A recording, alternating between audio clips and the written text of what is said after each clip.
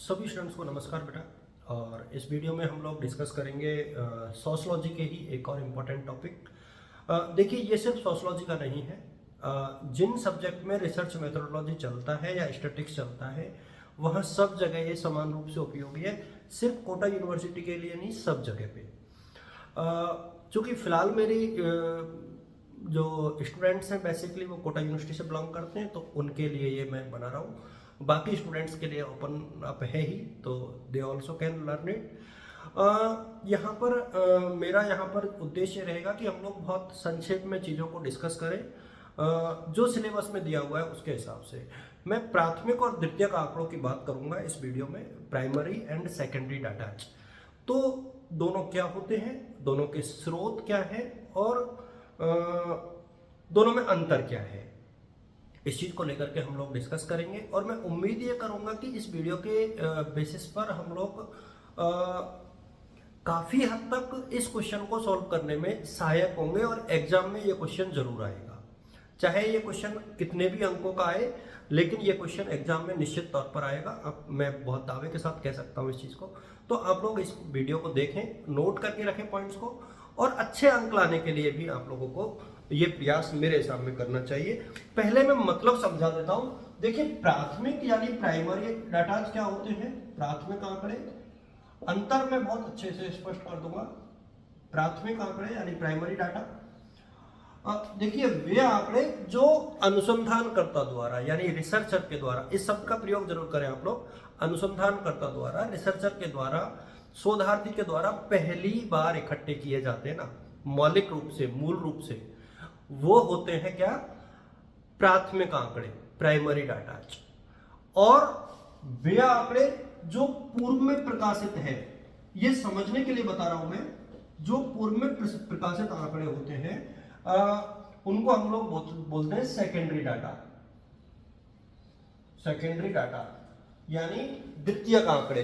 तो अब ये चीज पहले तो आप लोग ये ही अपने दिमाग में क्लियर करके रखो कि वास्तव में दोनों आंकड़े जो है होते क्या है, क्योंकि ये एक बहुत बेसिक सी चीज है कि किस तरीके से हम लोग जो है इनके जो डिफरेंस है उनको क्लियर कर सकते हैं। और मैं डस्टर एक बार देख लेता हूं। देखिए, पहले मैं इन दोनों के अंतर को स्पष्ट करूंगा आप लोगों के साथ, और इसके बाद इनके दोनों के स्रोत को भी मैं आप लोगों के साथ शेयर करूंगा कि इनके स्रोत क्या होते हैं।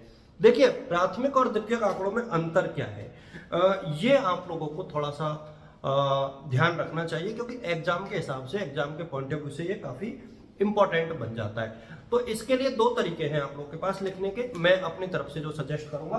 देखिए, पहले आप लोग लिखिए प्राथमिक आंकड़ों की परिभाषा, मतलब पूरा परिभाषा लिख दो, 3-4 लाइन में इसको एक्सप्लेन कर दो आप लोग, ठीक है। इसके बाद आप लोग द्वितीयक आंकड़ों की परिभाषा लिख दो और उसको एक्सप्लेन कर दो। एक तो ये तरीका हो गया। इसके बाद आपको इनमें अंतर स्पष्ट करना है। अंतर, और अंतर किस तरीके से स्पष्ट करना है वो मैं आप लोगों को थोड़ा सा बता देता हूं। देखिए, एक तो आधार यानी बेस क्या है, मतलब अंतर का आप आधार क्या बना रहे हो, एक तो ये आपको लिखना है, और इसके बाद आपको लिखना है वो अंतर प्राथमिक आंकड़ों में क्या है और द्वितीयक आंकड़ों में क्या है, यानी सेकेंडरी में क्या है, ठीक है। तो पहला जो है ना, पहला तो ओरिजिनलिटी, शायद यदि बच्चों को नहीं दिख पा रहा हो तो पहला आकार तो होता है ओरिजिनलिटी का, यानी मौलिकता, ठीक है।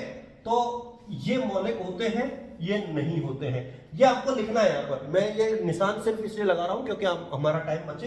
प्राथमिक आंकड़े इसमें आपको लिखोगे, प्राथमिक आंकड़े मौलिक होते हैं और ये पूर्व में प्रकाशित होते हैं, तो ये मौलिक कम होते हैं। और दूसरा विश्वसनीयता, विश्वसनीयता यानी रिलायबिलिटी, तो ये ज्यादा रिलायबल होते हैं, ये कम होते हैं, क्योंकि ओरिजिनल होते हैं, खुद अनुसंधान करता है, इकट्ठा करता है, तो these are the much reliable.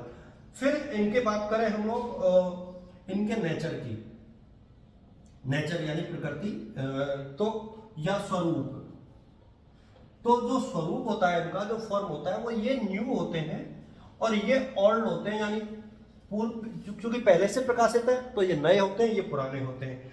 अच्छा, इसके बाद संकलन यानी कलेक्शन, संकलन कैसे होता है, तो संकलन के बेसिस पर यदि आप देखोगे तो इनको तो स्वयं शोधकर्ता करता है और ये किसी और के द्वारा ये इस तरीके से आप आंसर लिखोगे बेटा तो नंबर आप लोगों के बहुत अच्छे आएंगे। इसके बाद है एक प्रकार से आवश्यकता, यानी नीड। तो इसमें क्या है, संकलन करता जो है अपनी आवश्यकता के अनुसार सूचनाएं इकट्ठी कर सकता है, इसमें आवश्यकता के अनुसार सूचनाएं वो इकट्ठी नहीं कर सकता है। इसके अलावा एक चीज और मैं आप लोगों के साथ साझा करना चाहूंगा, वो ये है कि पर्याप्तता यानी सफिशिएंसी की बात हम लोग करें तो कौन से आंकड़े ज्यादा पर्याप्त होंगे। देखिए एक पॉइंट इसमें आप ये भी लिख सकते हो, और समय और धन की बचत के आधार पर एक पॉइंट आप बना सकते हो कि किसमें ज्यादा धन लगेगा, किसमें समय ज्यादा लगेगा।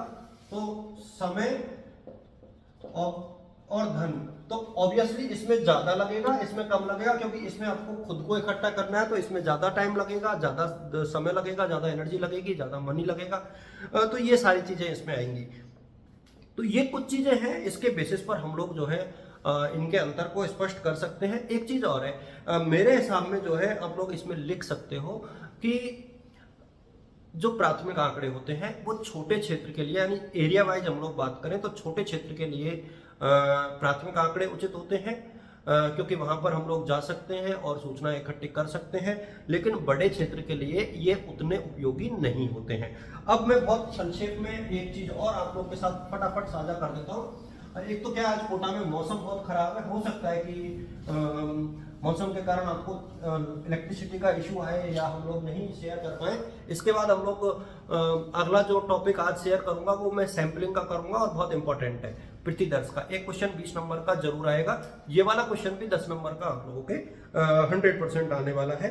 तो एक तो है सोर्स, यानी प्राथमिक आंकड़ों के स्रोत। ये सिर्फ मैं टॉपिक बताऊंगा आपको, इसके पॉइंट के बाद आप लोग इनको देख सकते हो। Sources of the primary data, तो एक तो होता है बहुत सिंपल है, प्राथमिक ऑब्जर्वेशन यानी डायरेक्ट ऑब्जर्वेशन, प्राथमिक निरीक्षण,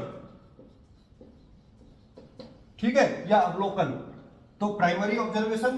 दूसरा है क्वेश्चनएयर यानी प्रश्नावली से, भाई हमने एक प्रश्नावली तैयार कर ली, उसके माध्यम से पूछ लिया। नंबर 3 अनुसूची। अनुसूची और प्रश्नावली में कोई ज्यादा अंतर नहीं होता है, ये क्वेश्चन हम अलग से पढ़ेंगे क्योंकि एग्जाम के हिसाब से बहुत जरूरी है। इनका अंतर मैं आप लोग के साथ साझा करूंगा। अनुसूची में क्या होता है बेटा, हम प्रश्न सामने वाले को दे देते हैं, वो उत्तर देता है, उसके आधार पर हम लोग अब उस अनुसूची को तैयार करते हैं, प्रश्नावली को सामने वाला अपन को भर के देता है, बस ये अंतर है, बाकी और कोई अंतर नहीं है। इसके अलावा इंटरव्यू मेथड होता है, एक साक्षात्कार के द्वारा भी हम लोग कई बार सूचना इकट्ठी करते हैं। और क्या स्रोत हो सकते हैं, मैं बहुत देखिए बहुत ज्यादा समय नहीं लूंगा आप लोगों का। अच्छा, इसके अलावा जो है फोन के द्वारा, डाक के द्वारा, ठीक है, फील्ड विजिट द्वारा, ये कई तरीके से हम लोग जो है प्राथमिक आंकड़ों का संकलन कर सकते हैं। अच्छा, ये तो हो गया। इसके बाद जो है द्वितीयक आंकड़ों के स्रोत क्या हो सकते हैं, तो ये एक बहुत इंपॉर्टेंट है कि द्वितीयक आंकड़ों के स्रोत जो है क्या क्या हो सकते हैं। इसको आप लोग थोड़ा सा नोट करके रखोगे तो काफी हेल्प आपको मिलेगी। और मैं किसी भी वीडियो को 15 मिनट से ज्यादा बड़ा नहीं करूंगा। द्वितीयक आंकड़ों के स्रोत आप लोग नोट कर लें। द्वितीयक आंकड़ों के स्रोत यानी सोर्स ऑफ सेकेंडरी डाटा, द्वितीयक आंकड़ों के स्रोत। और इसमें देखिए एक तो होता है पर्सनल डॉक्यूमेंट्री सोर्स, कुछ सोर्स होते हैं पर्सनल, ठीक है। अब पर्सनल में क्या आएगा, देखो लेटर्स है, डायरीज है, किसी की जो है एक प्रकार से ऑटोबायोग्राफी है, ये हो सकते हैं। फिर होते हैं सार्वजनिक स्रोत। सार्वजनिक स्रोत यानी गवर्नमेंट डॉक्यूमेंट्स है, उनकी वेबसाइट्स हैं, उनकी मैगजीन्स हैं, उनके प्रकाशित स्रोत हैं, उनके शोध पत्र हैं, ये आपके बुक में भी आपको मिल जाएंगे। इंडियन सेंसस है। फिर अंतरराष्ट्रीय प्रकाशन, अंतरराष्ट्रीय प्रकाशन जैसे WTO है, वर्ल्ड बैंक है, इनकी जो रिपोर्ट्स होती है, RBI की रिपोर्ट होती है, ये भी इसमें शामिल हो जाएगा। ऐतिहासिक स्रोत है, ये भी इसमें शामिल हो जाएगा। या तो इस तरीके से जो है, जो पांडुलिपियां हैं, दूसरों की बुक्स हैं, लाइब्रेरी है, ये सारे जो है सेकेंडरी डाटा के सोर्स हो सकते हैं। इनको आप लोग थोड़ा सा अच्छे से रीड करने ला। आप मेरी तरफ से शुभकामनाएं, ऑल द बेस्ट और good luck. Thank you so much.